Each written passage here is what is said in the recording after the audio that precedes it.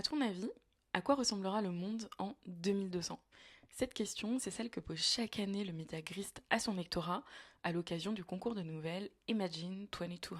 En proposant cet exercice, l'objectif du média, c'est vraiment de nous aider à muscler notre créativité et notre projection pour essayer de nous imaginer à quoi pourrait ressembler notre quotidien, nos interactions, la géopolitique et notre environnement dans plus d'une centaine d'années. Et comme chaque année j'adore me plonger dans ces bribes de futur, je voulais te parler de celles que j'ai vraiment aimées en 2024. Pour le contexte, j'ai créé une newsletter à la croisée entre l'impact socio-environnemental et la construction identitaire, et j'adore y partager les différentes ressources qui ont nourri mes réflexions et mes recherches. Dans la première partie, on avait parlé du récit d'Ama au travers de la nouvelle Cabbage Core. Et aujourd'hui, je voulais te parler d'une deuxième nouvelle qui s'appelle The Imperfect Blue Marble. Cette nouvelle aussi, elle va nous baigner dans le quotidien du futur, mais elle a une approche peut-être un peu plus descriptive que dans Cabbage Core. Là, le sujet principal de la nouvelle, c'est une interrogation autour de notre besoin d'utiliser des mots pour pouvoir communiquer. On va découvrir la manière dont notre environnement a façonné le besoin d'acquérir de nouvelles compétences et de modifier certaines d'entre elles qu'on a déjà aujourd'hui. Parmi elles se trouve la communication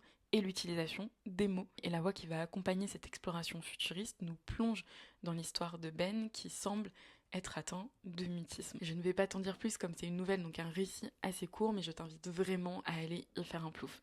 Si tu es plutôt lecture que vidéo, je t'invite à aller faire un tour sur lapiscine.substack.com pour lire la newsletter dans son ensemble. Et sinon, je te dis à très vite au bord du bassin.